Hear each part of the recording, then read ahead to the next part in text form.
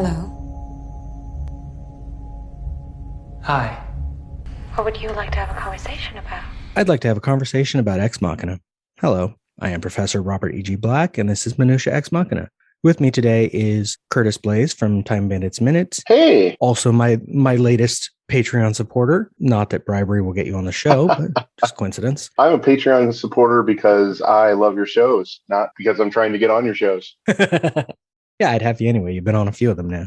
So, welcome. Oh, it's great to be here. Yeah, I don't always remember, but I try to start by asking your first experience with the film. Well, we're talking Ex Machina. Yep. My first experience with the film was a couple weeks ago when I found out I was going to be doing this. Oh, okay. I hate to admit this, but I'm going to. When I see Star Wars actors in things, I kind of wait a minute. I'm not as excited to see things with the new generation of Star Wars actors. Okay. Something about that just rubbed me the wrong way, and I don't know what it is. Because they all end up being great movies. Yeah, you might be missing out on some really good Oscar Isaac movies. Yeah, I know. I'm realizing that as I go along.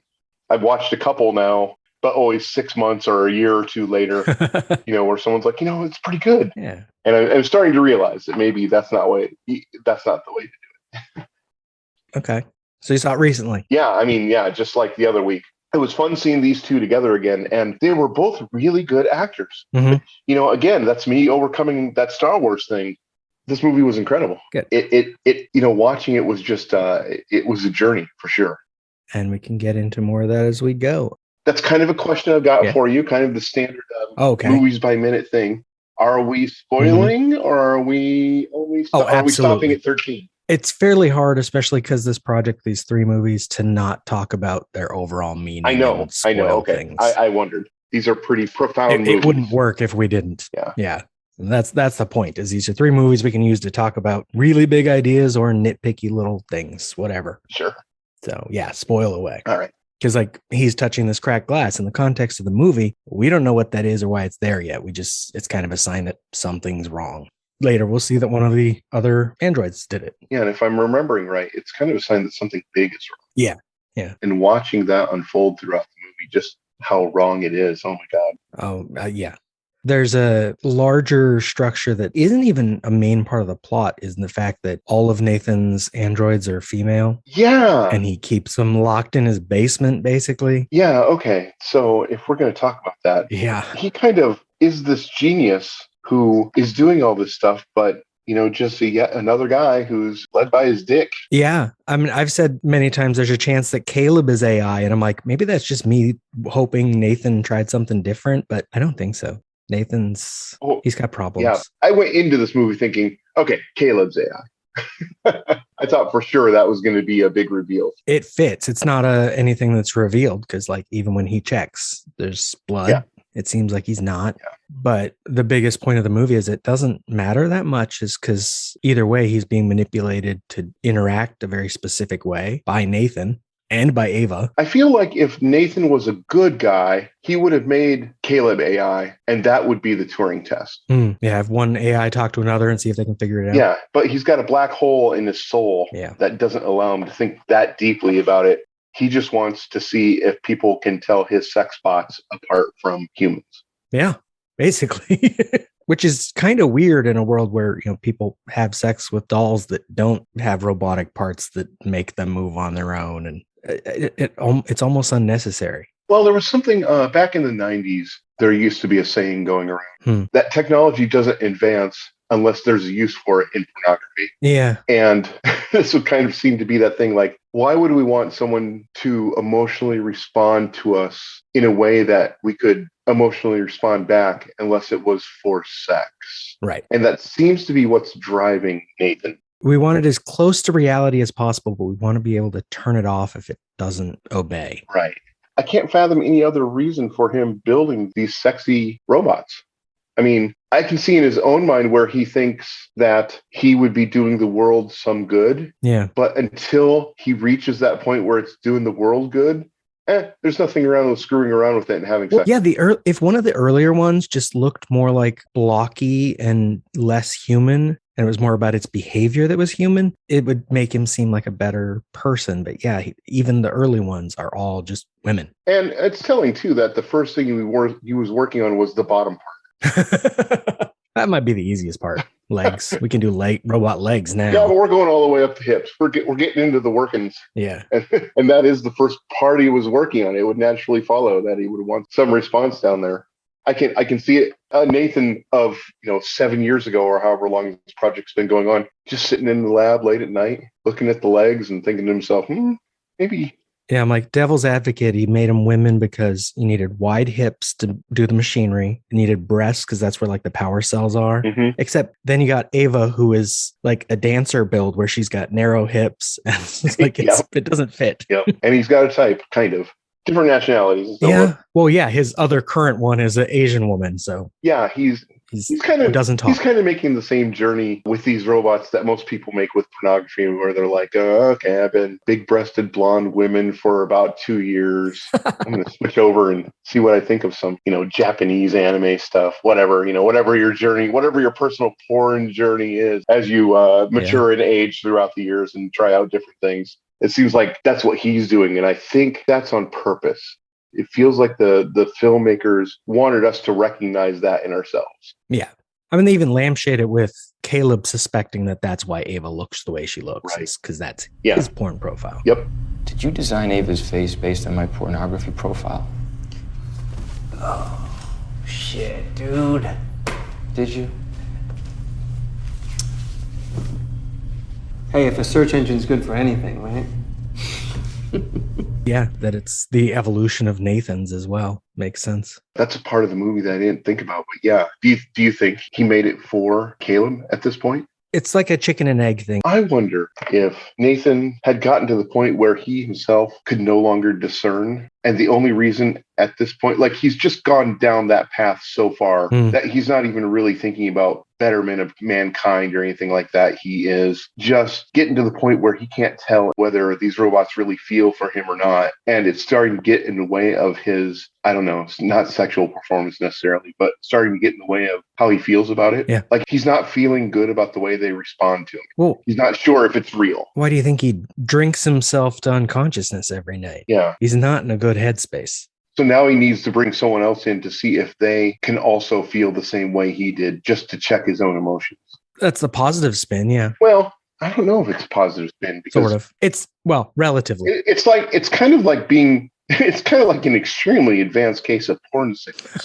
Yeah. Is he really feeling anything for these people anymore, for these machines that he's making, or is he just doing it because that's what he does now? Right. Yeah, he's put himself off in this isolated location in Alaska where he doesn't have contact with people. And he's just created robots that do what he says and then gets mad at them when they mess up. Right. So, he's far down that rabbit hole. Yeah, he's mad when they don't do what he says. But that's also a sign that he is becoming successful. Right. Yeah. That's something I wrote about in Groundhog Day Project blog is when Kyoko spills something. That's actually very advanced because clumsiness is a thing you get in early robots or that in theory you'd get in really advanced ones because they'd be just like us. And they're too busy processing. They'd be distracted. Yeah, right. Yeah, they wouldn't see the thing in front of their foot. They trip a little bit. Exactly, because she's busy looking at this new arrival. Caleb was at the dinner table, and so she's not thinking about everything. That's good programming because she's clearly one of the more advanced models. You can almost see yourself. I think part of the genius of this movie is that anyone watching it, especially guys, could just about see themselves going down the path that Nathan goes. Mm-hmm. Because you are able to create the absolute just dream women that you want. Meanwhile, you can imagine that you're someone more like Caleb who just wants to save them. Right. It's two very different pathologies that you can think you're both. Yeah. I think that's part of the genius of this movie is like, I'm not going to say that term over and over again, but part of the genius of this movie is that you can really imagine yourself being either, especially, when you get to the end. If you had the ability to create these beings, would you create a harem? Is that what it would come down to for you? Or would you be the person that really just does want to, put them out into the world to help, to become the ultimate expert everything? Right. Then the question comes down to like, what are they going to help? Oh yeah, that is kind of the thing through the movie. That's the dawning horror in this movie is you really just are creating beings that can mimic love. Or hate. Or if he's successful, they're just people. Right. But the only reason to actually make AI and robots is to have them as servants. Well, I was going to bring that up. What is anyone working on this for other than to create indestructible slaves? Yeah. I mean, we want someone who can go out in space without a $50 bajillion spacesuit. Exactly. Like the Boston Dynamics robots, where they are training them to walk on uneven surfaces of rocks and boulders because they want to use them in space. Right. You make an AI that's this close to human, you're basically just making legal slavery. What he's really doing, this is a spiritual prequel to a Blade Runner. Oh, yeah. Because what we need is people that won't object to any kind of sex that we want and any kind of conditions, any kind of hardworking, nonstop work conditions. Mm-hmm. The pursuit of AI, especially in this form that seems to take human form, just seems to be us trying to get back to having slaves that don't object and that are morally okay to be slaves. Which in that sense, the first Blade Runner film version, at least, they put those robots off planet to do work. Mm-hmm. They didn't keep them around in the city. The only artificial life they had in LA were animals because people couldn't have pets. Right. And in the book, that's a major part of The Android Dream of Electric Sheep. Otherwise, yeah, there's, as you said, he's making sex bots, which is what this film plays on. Even I forget exactly how the tone of the trailer, but visually they're showing you this like sexy AI and you're just like, oh, I want to watch that. And then you get in there and it's making you reflect on who you are, and right, what it means to be people and how we enslave each other. It's a lot. And as I said before, the first part of that is sex. Yeah. That's what we want first, is to be able to have unlimited fantasy sex without any moral problems. Which is a big difference between Nathan and Caleb as well. Nathan assumes that's what Caleb is interested in. Like he tells him outright, if you had sex, you could and she'd enjoy it. But Caleb doesn't seem to be interested in Ava that way. Well, I don't think anybody who came into this project having been chosen as the man to do the Turing test would come in bright-eyed and bushy-tailed and idealistic. Yeah. And Nathan is just so up in his head. He's just all about how can I make better sex bots. Yep. He really has just lost his way. And then our first introduction of Ava visually is through glass. So it's like she's on a screen and it's a silhouette introduced as an object. Yeah. Till she walks out and we see, oh, wait, she's got a human face. Well, and it's not just that she's introduced as an object. It's that she is, let me just gather my thoughts for a second here. As a boudoir photographer, like some things really hit me here. Her silhouette is kind of alluring too. It's like, looking over her shoulder. She's introduced kind of as a sex object right from the beginning. Mm-hmm. And it's part of why they cast her is she has a very distinct sort of poise. Yeah. Every little step is very balanced and attractive. And then the very first shot you see of her not in silhouette at about second 50, I don't mean to be crude, but we've got like clear camel toe. Well, and that's because the outfit that the actress is wearing is very tight. Yeah. That gray part of the skin is what she's wearing all around. It's got texture, so it was very easy to edit out for the effects. Yep. There's deliberate lighting to highlight that stuff too. Yeah. We've got lighting coming up from underneath so that the shadows highlight everything. Yeah, even though she's mechanical, she is clearly naked. Yeah. We've got highlights on the bottom of the breast. We've got the pubic area lit. Yeah. Everything is geared towards that. That's why one of my favorite parts of the movie later, and I'll talk about it a lot when we get there, is when she puts on the dress.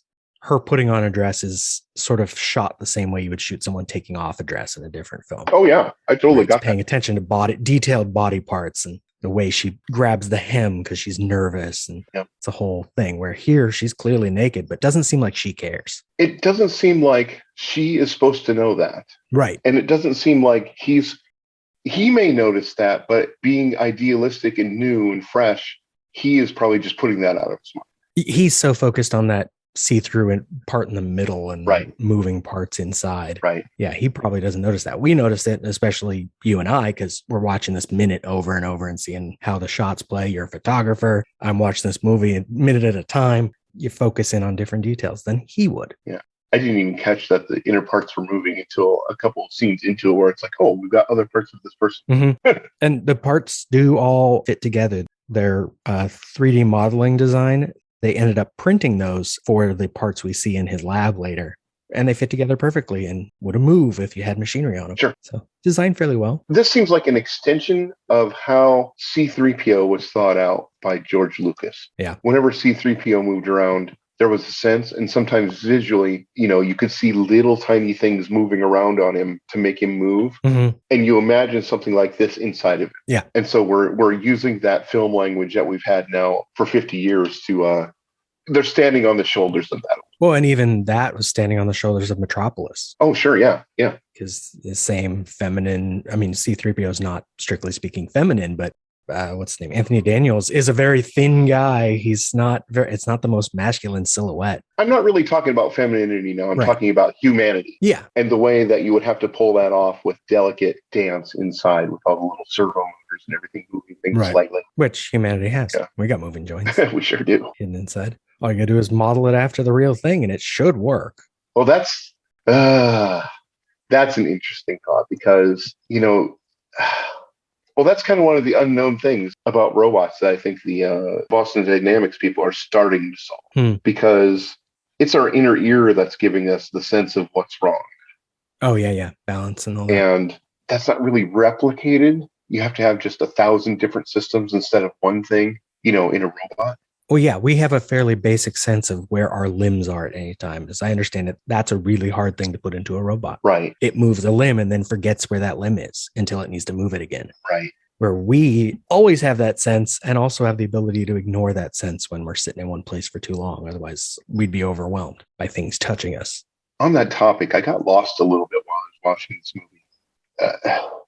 Lost in it. Okay. Like, as I was watching the performance, I actually had the thought, oh, God, isn't it incredible how subtle this robot is moving around? Mm-hmm. Isn't it just incredible, the complexity, what I'm watching is happening here. And then it's like, oh, no, this is an actress. Mm-hmm. Yeah. Of course she's acting human.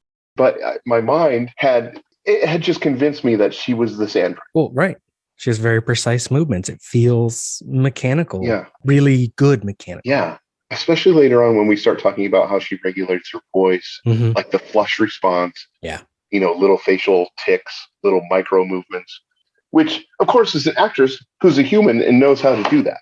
Right. But by the time you get there, this filmmaker did such a good job of drawing you into the world that you forget that you're watching a human trying to be mechanical.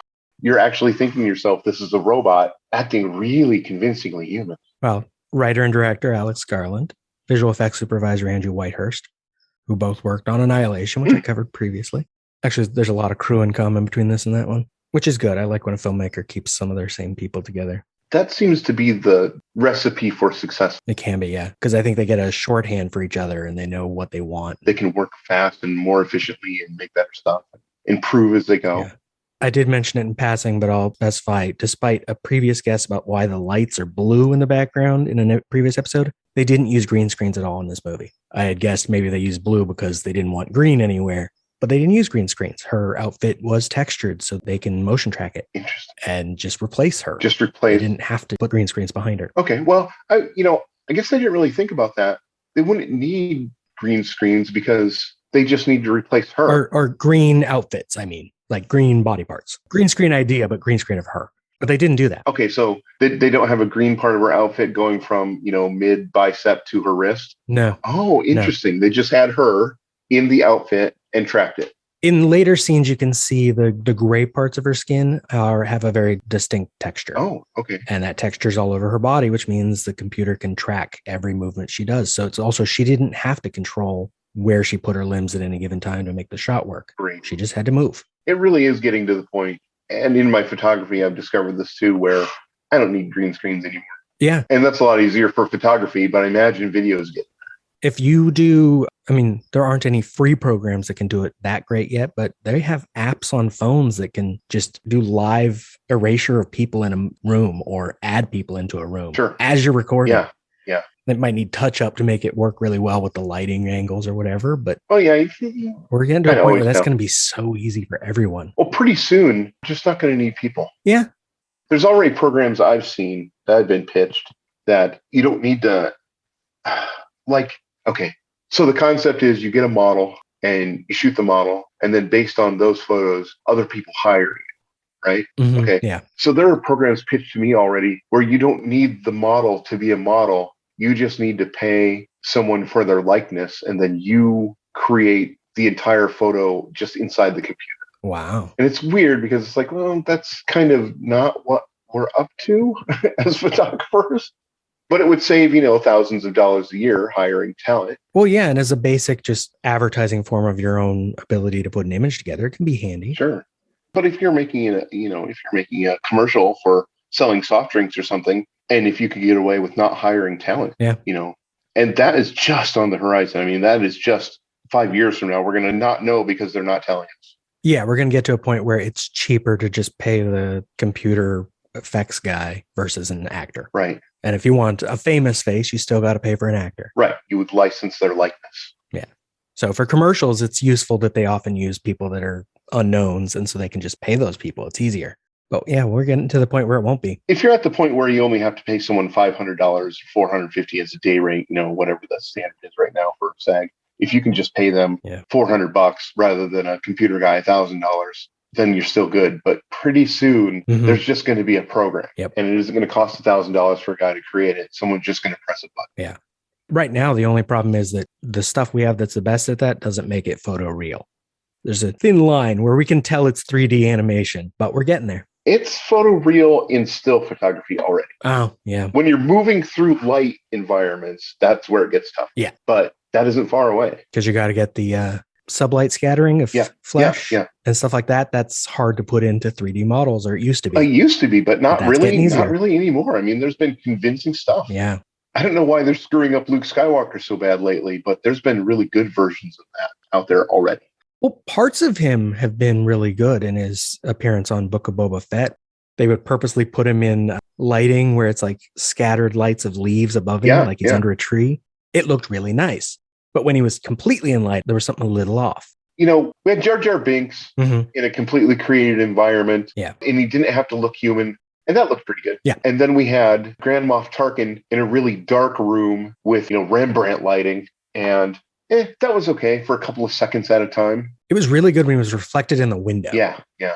And now we're up to Luke Skywalker being able to just stand on a sunny hill in the shade. Right. And by like next year, we'll get Luke Skywalker and it looks just like him. And we won't be able to tell the difference, except we know Mark Hamill's old.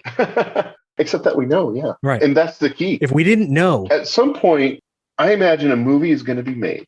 And they're going to make the whole movie and they're going to release it. And then as the box office starts to fade a little bit, they're going to announce, oh, and by the way, we totally made this in a computer without any real actors or sets. Well, there were parts of Spider-Man No Way Home that recently got attention that people didn't realize were effect shots. Oh, sure. Yeah. Flash is at a college party and the actor was not at that party. Yeah. It's not a big like fight scene or Spider-Man swinging around. So we don't even assume it's going to be effects. So we don't look for it. And that kind of stuff has been going on for a decade now, where backgrounds especially, where it feels like you don't even realize that they're just sitting in a green screen studio because they've gotten so good at it. What they need to do is, instead of giving us Mark Hamill, give us an actor we aren't familiar with that is just fake on the screen and see if we can tell. Yeah, not someone dead, not someone old. Yeah.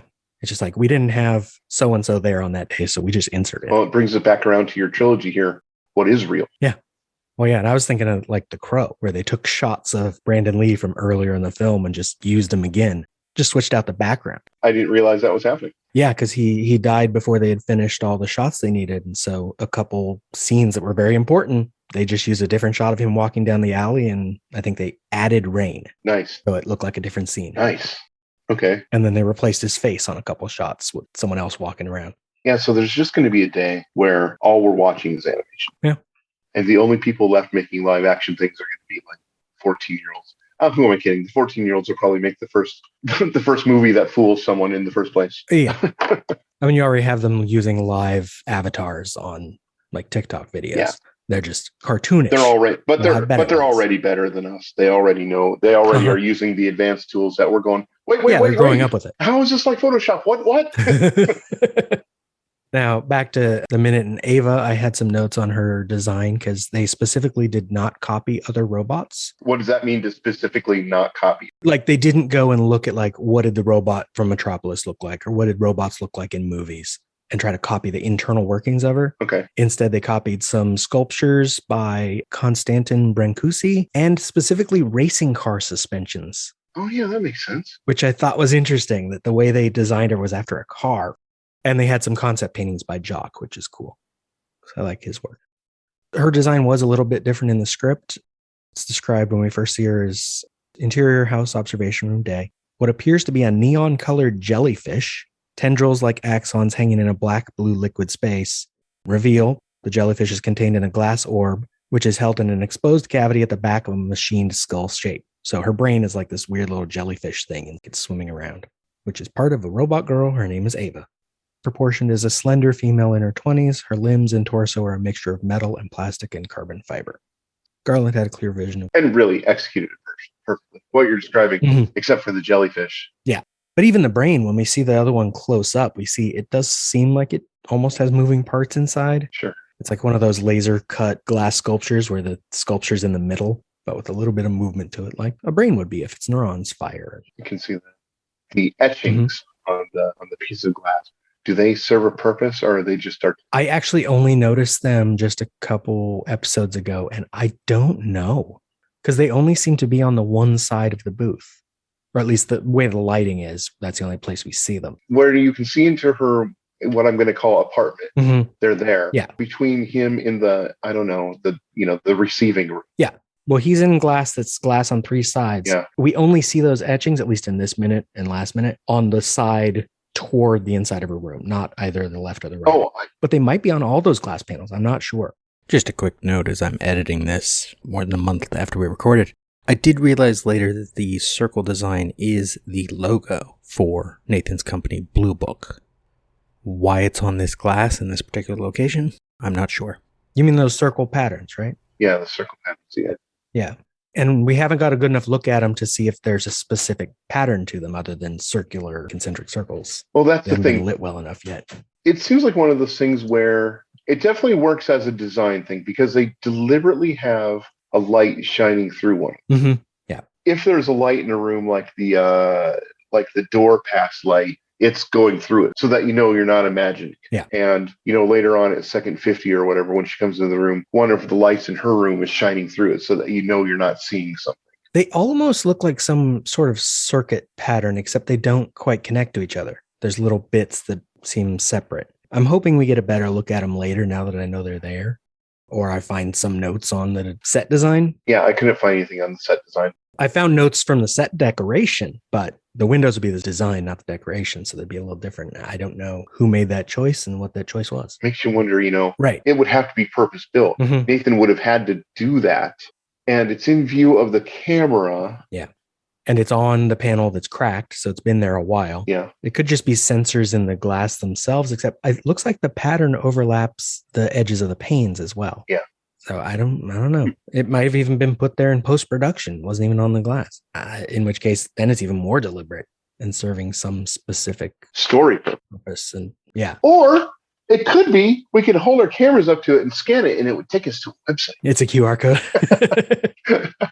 It's actually a secret map to the real Nathan's Alaskan bunker. Oh my God. The true story on which this is Uh-huh. based. Yes. See, we don't even know that it's real. But mean, that's the secret. have you is been that to it's telling Alaska? us. Yes, actually. Oh, so have I. But not the whole thing. So I don't know. There could be a 200 square mile expanse of a secret AI lab for all I know. Yeah. It could be that the guy that went into the wild and starved to death on that bus The was Candace. actually on his property and Nathan killed him.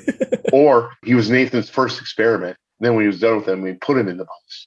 He was his first experiment and he just escaped and went off into the wild and was never seen again. Yeah. Ava at least has the sense to, go to the city. To the be around intersection. people. Yeah. Mhm. To experience it. So she was having this real emotion about that feeling, even though she wasn't having, a real emotion about Caleb. And you see, this is why I asked about spoilers before, because you've got 100 minutes left to go. Yeah. And we're already talking about, did she really feel anything for Caleb? Yeah. I mean, we had to, especially in this minute, because, what happened? The description of this minute is basically he looks through the glass, sees her silhouette. She walks out of his sight, emerges again, and says hello. That's it. We needed something else to talk about. It's not like a boring action scene where for a minute No. you just have two cars chasing each other while the people inside shoot at each other. No. The atmosphere that this is setting up is just, the tension you're feeling as this reveal happens. This is a really big deal. Yeah. There's characterization going on in this silence too, because the way he just like is very rigid and like leaning in a little bit, he's fascinated. Her abrupt like head turn, like she knows he's watching, but she still stops and looks at him before continuing walking, and then walks around that wall. She didn't have to. She could have walked directly toward the glass, but she goes over through her little closet area and comes out the other side. Well, they've got the little speaky bank window thing on their side, right? They're on both panels on this side of the booth. Yeah, because the crack is right next to one, which I did look those up since last episode because I talked about them last time. They are just called speak-through grills. Speak-through grills. I didn't know if they had a name. I guess by this point, Nathan would have controlled all the environments in the entire lab. Yeah. He wouldn't have just had the lab itself be the only clean room. Exactly. Yeah, the fact that he left this crack behind is maybe a revealing detail about Nathan as well, because he could have replaced that panel as soon as the other one broke it. Yeah, but he's ignoring. But he didn't. He's ignoring the damage that's getting. He's already that far gone. Well, also, I forgot to look this up. I was going to see how heavy a glass panel like that would be, because we can sort of gauge the thickness based on the crack. Yeah. It's fairly thick. So this is going to be heavy. It's floor to ceiling. So it's like 8 feet or more. I think Donald Gleason's fairly tall. The ceiling's well above him. So probably Nathan just couldn't replace it himself. Yeah. If only he had some really strong AIs to help him. AI robots to help him. Well, I'm guessing because he's aiming for human, his AIs aren't extra strong. We don't see them use like super strength. And they get beat apart pretty easily. Yeah. They might even be weaker. Right.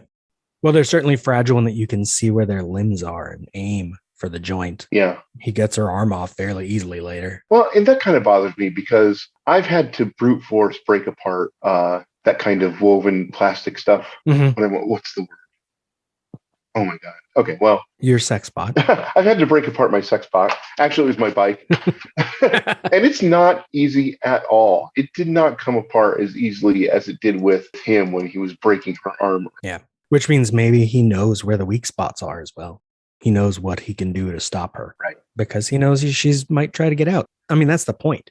His whole plot is that he wants her to want out to see what Caleb will do, which is fucked up.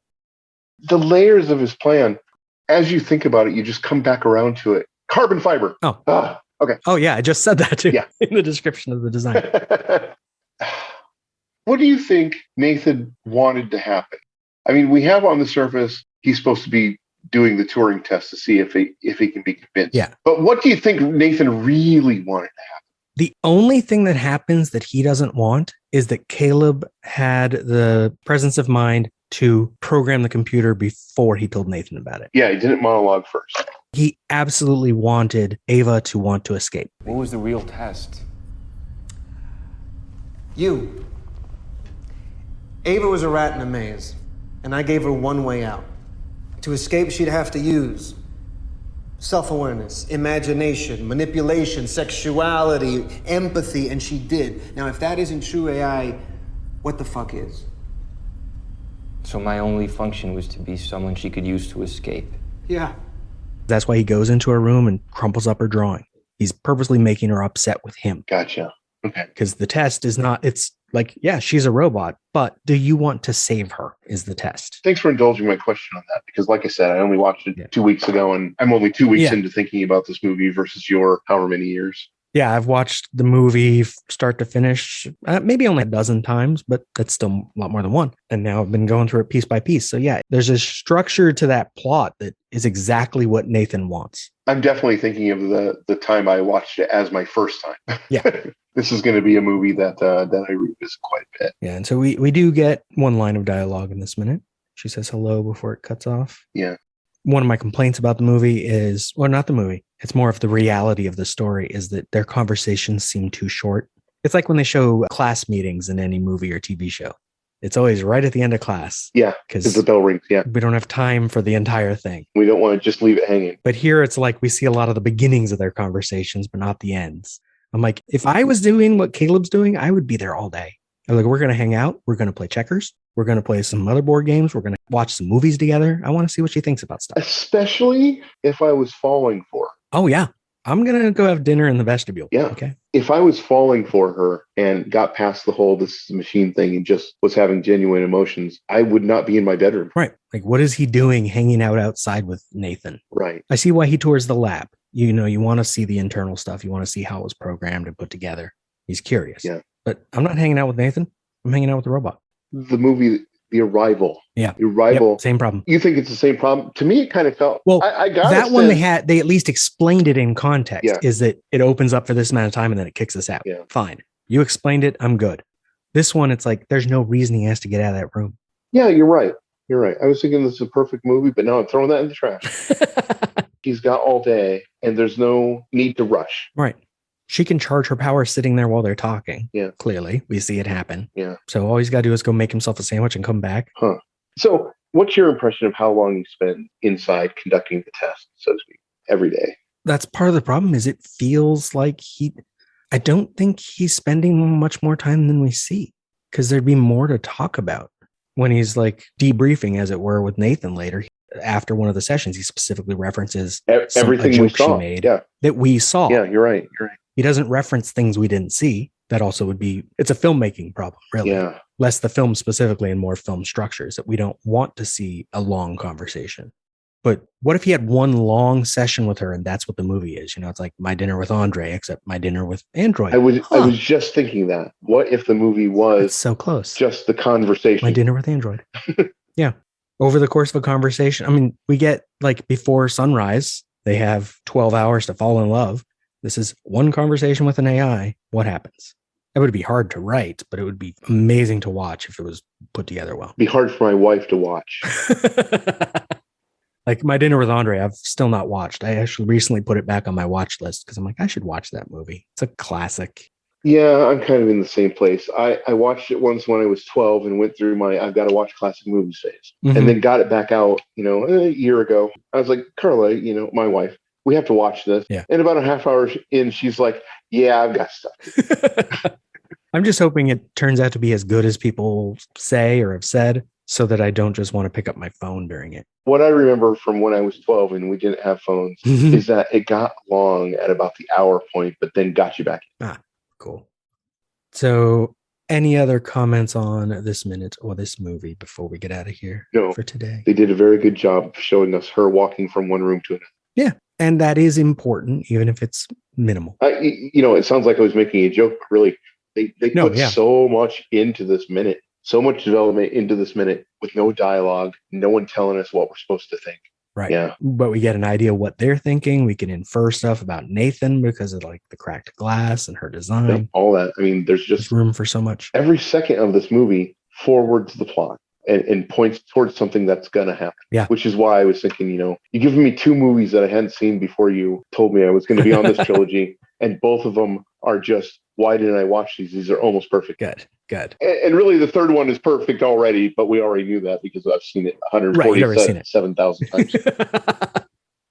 So if people want to hear you talk about other movies, perfect or not, where can they find you? The best way is just to come to Facebook. I know Facebook, but the best way is just go to Facebook and look up the Time Bandits Minute, and that'll lead you to that. And that's the current thing I'm working on with Duncan. And Better Off Dead Minute, of course, is a weird fan favorite where we have like 500 listeners every time we release an episode, in spite of the fact that we only do so once a quarter. Yeah. That's about it. You can come see the local news in Sac City, Iowa, if you look it up online. I'm the editor for the Sac News here. We have some crazy crime because FOIA is working well in Iowa. Those are the places. Okay. Thank you for listening. Minutia Ex Machina is just one part of an existential trilogy of podcasts. Tune in every Tuesday for more Ex Machina, every Wednesday for the Groundhog Day Project Minute by Minute, and every Thursday for Eternal Sunshine of the Spotless Minute.